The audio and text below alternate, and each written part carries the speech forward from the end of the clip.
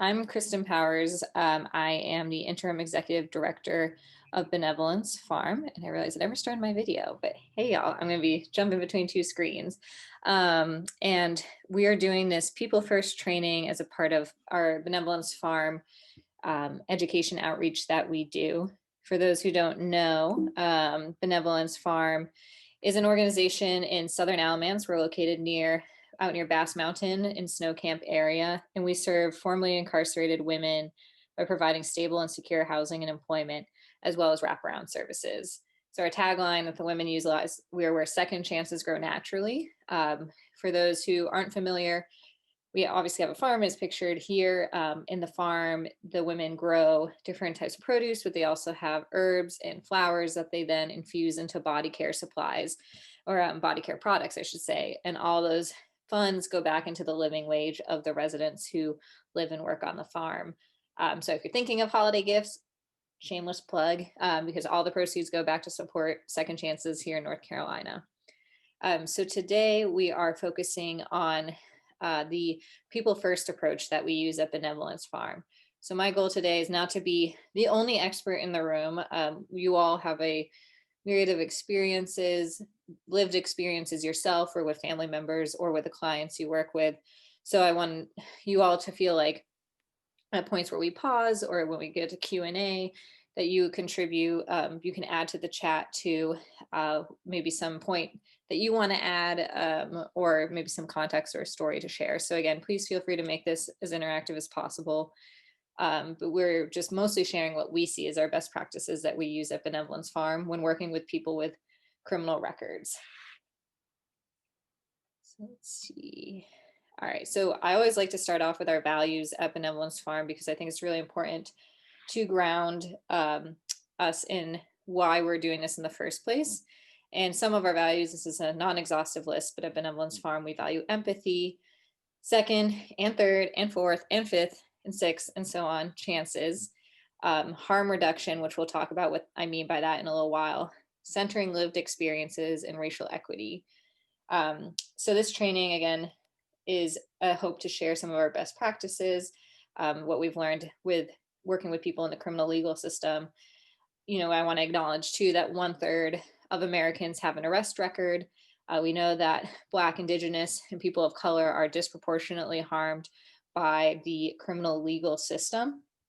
And it's very likely, and I know a lot of the reasons y'all are here today is it's very likely that you serve or work directly with, or yourself have experienced, or a loved one may have experienced incarceration, whether it's in jail or prison. So we're going to go over our general overview for today. So this is just where we're going to start with is defining this term people first. It may be unfamiliar to some in terms of the language, but I think a lot of you actually use it in your everyday practice. We're also going to talk about harm reduction, centering of lived experiences as expertise, and guiding principles of trauma-informed care. So the first thing I'm going to ask y'all to do, this is a little exercise. You can think about it or write it down, but I want y'all, and you don't have to go too deep into this, but just take a moment and think about the worst thing you've ever done. Please don't share it. But just think about, you know, like something either something you did as a kid, maybe something you've done recently, something, again, you probably wouldn't want people to know, but you are thinking about you fear that people might know about you. So you just take a second, again, think of the worst thing you've ever done. And so while you're thinking about that, why don't you imagine a label that might come with that action? So, you know, someone might have cheated on a partner, they might be called a cheater. Or someone stole from a house, they might be called, you know, like a robber. And now I want you to imagine that every time you are introduced or every time someone looks at you, they see you as a cheater, they see you as a robber, they see you as someone who's defined solely by that action. And so we talked about Bryan Stevenson being the co-founder of the Equal Justice Initiative. If you've not read Just Mercy, I highly recommend it. but he has a quote that says, "Each of us is more than the worst thing we have ever done." And so that's why when we talk about these these population we work with, the people who are experiencing incarceration or interaction with the criminal legal system, we try to use this people first language because we want to center people's humanity. We want people to feel like they are recognized for who they are, and that they are, called what they are proud of. Like if I'm going to call you, like if you're a director, I want to use the term director. It's affirming. It shows, like your expertise and your experience. And you would want to be defined as that, or say a mother or a brother, or like some other type of title that is prideful. We want to be introduced by that. We don't want to, again, whatever that worst thing you ever did was, you don't want to be defined by that for the rest of your life. So we're going to go on to a little bit more about what people first language looks like in practice. So this is a list of phrases that I have used. I know I've heard other people use it, and I want to dive in to what this chart is kind of trying to hint at. So we have this breaks it down very simplistically, but we have a say this, not that column. And what I want y'all to notice too is with the say this category, I bolded the commonality in all of these phrases. So what you're seeing is no matter what the person has done or what the person is experiencing, they are always people first. So we at Benevolence Farm, we will never use the word convicts. We will never use the word felons. We don't even use the word prisoners. These are what we call pejorative or dehumanizing language. People, especially people being released from prison or people getting off probation who have served time, they're going to want the whole point of their second chance is they want to redefine themselves. They want to start fresh, start new. But these labels make it really difficult to continue on that path. Just like, we talk about how, I have a personal experience with a loved one who is unfortunately often referred to as an illegal alien. And that drives me crazy because I don't even know why we call people aliens in the first place. I don't know where that came from. But to even define someone's entire existence as illegal or, violation of the law and not by their person is really frustrating for me. Even having loved ones who have been called inmates, when I've called the prison and say, I'd like to speak to my loved one, or I'm advocating on behalf of my loved one, and to be told, oh, well, the inmate is not available, or the inmate can't do that. And I'm like, this person has a name, this person has a name. And so it really even extends beyond the individual themselves. It extends to family, the loved ones. They see their family members and loved ones as far more than this one label. And even again, I think some people use the term like ex-cons and ex-felons, thinking they're being a little more gracious because they're like, well, they're no longer that title. But again, you're centering the worst thing they've ever done. You're not centering where they are now in their lives. And so we use this in a variety of ways, not even with just criminal legal language, but also even people who have a drug addiction or who are experiencing substance use disorder, or people who experience houselessness. You'll also hear me use the term criminal legal system a lot instead of criminal justice. That's a personal preference of mine because unfortunately, a lot of our people haven't seen justice in the legal system. So a lot of our folks prefer that term. And we also want to acknowledge too with these terms, the stigma, the labels that are placed on people. So we won't dive into it too much because this could be a whole another training in itself, but the term sex offender makes people think of the worst thing possible. When we work a lot of people, they hear sex offender and they think child abuse or brutal assault. And sometimes that is what happened. But especially for working with women, sex work is a survival tool and often a way to make sure that you can meet your needs. And so a lot of people who identify as women or people who do sex work end up on the sex offender registry. And sometimes that's for 10 years, sometimes that's for 15 years, sometimes that's for life. So we, again, try not to continue the stigma of a lifelong label. And then the last thing I'll say before we move on, or give a chance for questions, you may work with people who use these terms who are directly impacted themselves. We do have residents of Benevolence Farm who will refer to themselves as former prisoners. They may refer to themselves as felons. And it is not my place, as someone who has not personally been incarcerated, to tell them what language to use. I respect their decision to use that language. I personally will not. And I tell my residents that too. They're like, you're one of the first people who like doesn't call us felons, or like everywhere we go, we're called felons.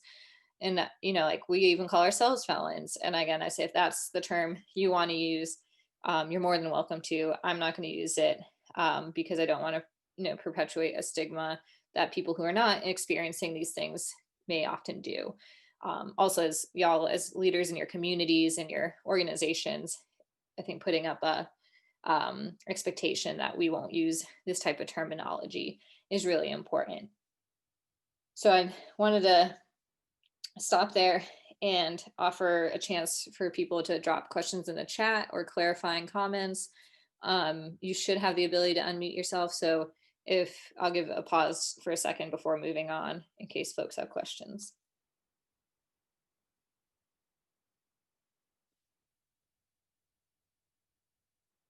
So hearing and seeing none. The one thing with the people first language that I will also challenge folks to think about is that think about your internal documents, your policies, how you other in staff or other service providers think about this term. Do you use, when you're talking to people with criminal records, or do you use the term felon? Do you call people addicts, or do you call people experiencing use disorder? And even, this is not something either that I'll say Benevolence Farm has always done. Like, this is very much a learned process over time working with people. And so we've actually ourselves had to go back into our records and change the language to make sure that we are following our own best practices and what the residents of the farm are telling us that we need to do. So it's learned over time. I will often try to call people in if I hear the term phrase. So I won't, usually my approach is, if someone says, oh, what do you think of felons doing X, Y, and Z? And I will reply, well, people with felonies or felony convictions, X, Y, and Z. So that's kind of my way of calling in people. And then if you want to set expectations with staff or direct service providers you work with, but you don't use that language, you can, again, I'll make this recording available to everyone. You can share it with them. We can share this slide as a graphic, because I know some folks are on the phone. But again, really emphasizing that when we're talking about working with people of lived experiences that are negative, using the humanizing element of people. And I know also for those who have worked in the disability rights community, people first language is also something we really focus on in that advocacy world. So people with mental health needs, or people with dementia, people with schizophrenia. So it's not just a criminal legal world tool. It's also, it actually has a lot of roots in disability rights advocacy as well. All right. Oh no, my slide is not, there's a beautiful picture that's not coming up. I'm going to see if I can get it to load. May not be able to. I'll have to send you all the picture that was here, because it's a really beautiful picture about harm reduction. But I wanted to pivot now to harm reduction. This is a term that we hear a lot in the drug advocacy world. So I'm going to read the quote for those who are on the phone. But this definition comes from Charles Hawthorne, who is a trainer of harm reduction practices in San Francisco. And he states that harm reduction is an expression of love and empathy for all who use drugs, who have sex, who engage in sex work, or do other things that can result in harm. That means that all of us at different points in time practice harm reduction as a way to take care of ourselves and the people we love. So harm reduction, people can overcomplicate, but there are actually very simple ways we can think of harm reduction. So I'm kind of putting them in order of ways that you can use harm reduction in practice. So if you wear a seatbelt, you are practicing harm reduction. If you wear a helmet when you're riding your bike, you're also practicing harm reduction. You know that both of these things, driving, riding a bike, come with an element of harm, and you are doing what you can to reduce the potential cause of harm. And obviously, we never want to have to use a seatbelt in an emergency, or we never hope that our helmet is used, but sometimes it's the case that we need to that those tools need to be employed to reduce the type of harm that might come from a car accident or falling off your bike, for example. The same goes for talking about people with substance use disorder. And, this is something I'm learning about. I'm not an expert entirely on this, but working so with formerly incarcerated people nationwide, 2/3 of people exiting prison have either had a personal history or addiction with substances, including alcohol. So this is an intersection of different types of lived experiences that are probably going to be very real for those of us who work with people who are affected by incarceration or trauma or substance use disorder of some type. So, and again, this is not to say this is without controversy. The next two items on the list, medically assisted treatment for people using opioids, they might be on Suboxone or methadone. Some people might argue, an abstinence only approach to both substance use and sex, for example. And that is one approach. But unfortunately, with a lot of research and a lot of lived experience, we know that's not the only approach. Some people are able to thrive with an abstinence only approach to treatment for both sex and for a substance use disorder. Sex, not so much the treatment, but just as a practice. But we know other people are going to engage in these habits. We know, especially with substance use disorder, it is a disease. So we have to think of it as how we would treat diabetes or an injury. Harm reduction, again, also looks like when you're engaging in sex, or if you do sex work, condoms or distributing condoms. So at least if people are going to engage in something that could be risky, like high risk sex, that they are able to reduce the harm done. We also talk about restorative justice and Benevolence Farm. So we really try to not be in a space where we're bringing harmful interactions with law enforcement onto the farm. We have called, especially in emergencies, we are in the county, so we have called the sheriff's office before and worked with their mental health teams for various reasons. But if we can resolve less crisis related issues with restorative justice, what that means is we are identifying harms that were caused perhaps between residents, perhaps between staff, and trying to make sure that we can do everything in our power to either mediate it before it goes to law enforcement or the criminal legal system. We know a lot of things can quickly escalate for people who are on probation. So even at Benevolence Farm, some people might think we're a little lax. I think they might think is the term they might use on, we don't use like a strike system. We don't, like use punishments or withdrawal of things to punish grown women. But what we do is explain if someone's done something that violates our values or our best practices in the house, explaining the impact that had, because we also know people mess up. Again, like we talked about the values at the beginning, first, second chance, third, fourth. We are really about making sure that we give people as much leniency as we can while being safe. And then finally, I'll just end up harm reduction in practice. We try to partner with other organizations who use harm reduction practices. And I hope as we grow together in Alamance County and state of North Carolina, that we can hold each other accountable to these harm reduction practices, whether we work in domestic violence, whether we work with employment readiness, work with people who are homeless.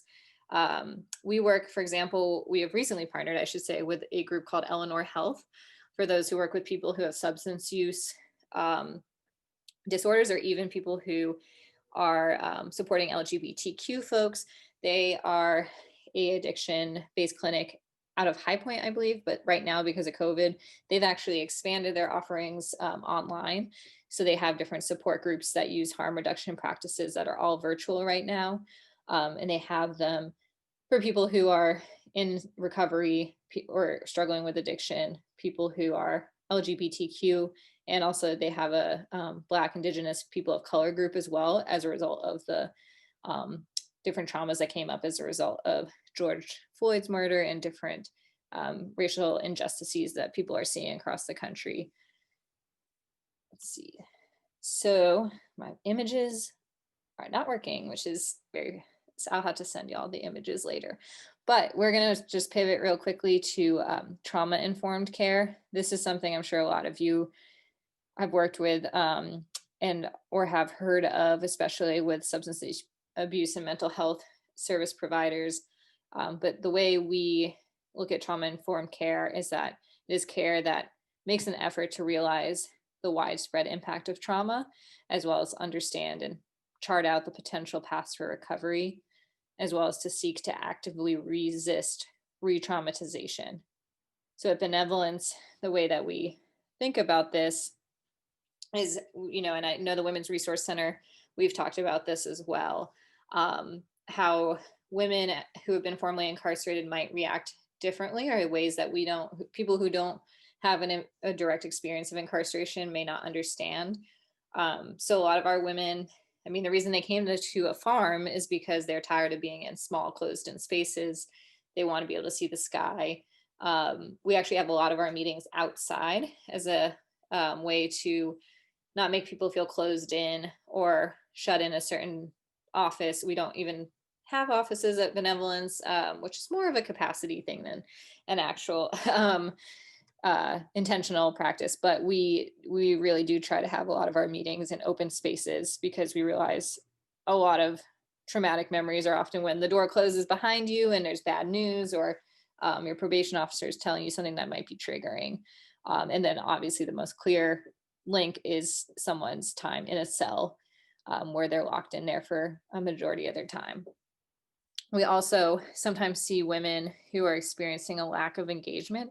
So Benevolence Farm, they do, the women work 3 days a week, Monday, Wednesday, Friday, but Tuesday, Thursday, they also are doing programming with a program manager.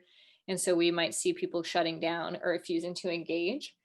Sometimes that's a survival mechanism. Sometimes it's what we call a carceral mentality of, like, the quieter you were in prison, the less likely you were to quote unquote cause trouble or attract attention to yourself. So people may not be willing to engage because their whole life they've survived by lying low and not either speaking up, or they might have the opposite reaction where they over present or over dominate a conversation, and that also can be often a survival tactic. So we also see lack of focus, which I acknowledge is something a lot of us might experience, especially right now with the pandemic. I know a lot of people have been talking about the pandemic as a form of trauma. So if they're not focusing, it might be because of sleeplessness. We have a lot of residents who deal with nightmares or an unmet health need, like incorrect, or they may not want to address certain medical needs because of a trauma association or burnout. We see resistance to feedback, which is, again, sometimes not feeling understood or not feeling heard. We have to really over communicate at Benevolence almost ad nauseum, and it's something I'm personally working on as well, to make sure people feel heard. And sometimes we share things verbally, we share things in writing, we try to use a lot of visuals, because people may shut down at certain periods and we may not know when that's happening. Again, as a result of the fact that we do a lot of work or job readiness with our residents, we can see a resistance to assignments. And sometimes people might view that as being stubborn or lazy. But in fact, when we apply this trauma-informed lens, sometimes we see it's a cognitive or developmental processing need. So extending that empathy to them, trying to dive into, like, why do you feel like you're not able to do this, body care recipe? And it may be as simple as they don't know how to add fractions, and they're really not comfortable sharing to us that they might be embarrassed or feel silly that they don't know how to add fractions. I know in previous places of employment I've worked, there was a gentleman who came out of prison and was working in our office. And for months, he hid the fact that he didn't know how to type on a computer because he had never used a keyboard. And the only person who caught on to it was another formerly incarcerated person. And the two of them worked together for several months, one on one, to make sure he felt comfortable sending emails and accessing his computer, especially something right now with Zoom. That's obviously something that can feel overwhelming, or people may not be showing up to your Zoom meetings, and there can be a variety of factors. And that person who couldn't type, didn't tell that story for several months after he had mastered keyboarding, because it was really embarrassing to him and he felt like he would be judged for it. And then distancing as well, symptom of broken trust relationships. We might even see this in our everyday lives. And trying to, again, apply a trauma-informed care, like why are people seeming standoffish? Is there even like a date that's coming up that's really triggering? We know holidays are coming up. A lot of our women have a lot of trauma tied to holidays. So we're trying to do our best to make sure we're treating people with empathy and leeway and respect that they need to process some of these things. So questions we often ask ourselves at Benevolence Farm in terms of our response is, how can we help folks keep safe? So that can look physically safe. For example, we sometimes have our neighbors who don't understand that walking onto the property without announcing yourself can be really scary. Women don't know who's on the farm. They've had bad experiences. Even we've looked into like getting a Ring doorbell just so women can see who's approaching the house ahead of time. So how can we make sure they feel safe with that, while also addressing the core fear that they feel?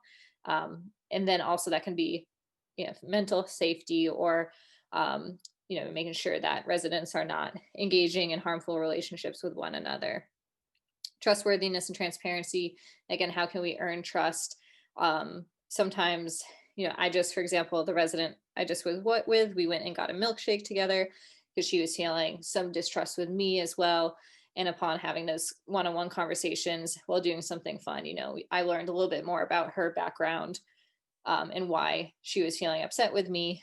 And, it's not like a milkshake can cure all of that, but I do have a better understanding myself now, where she's coming from and why she was feeling distrustful of me.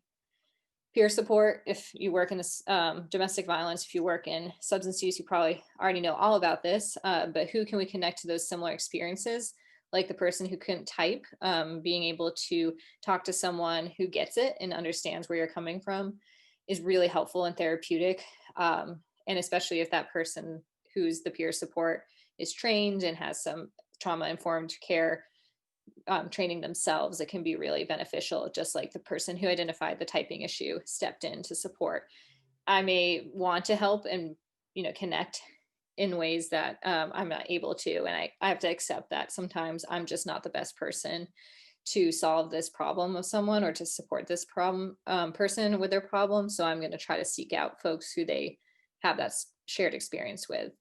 And that goes along with collaboration and mutuality. How can we build those relationships? Empowerment, voice, and choice. How can we ensure folks have autonomy within the process? So at Benevolence, this looks like feedback almost every step of the way that we can. We just revised, for example, our initial agreement that folks sign when they come to the farm.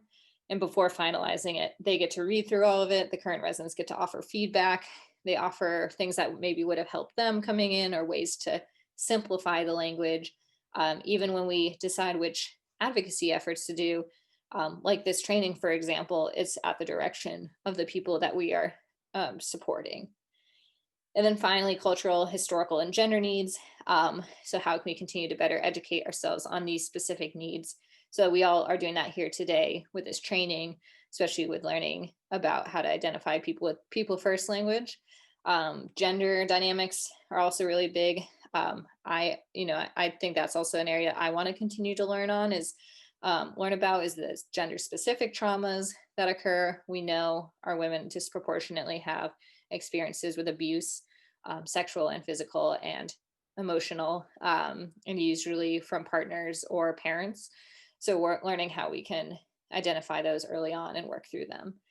And this also goes to racial equity, or understanding like Indigenous experiences in North Carolina, so that we can also understand how our positionality, like myself as a white woman, might impact my ability to respond to some of the trauma.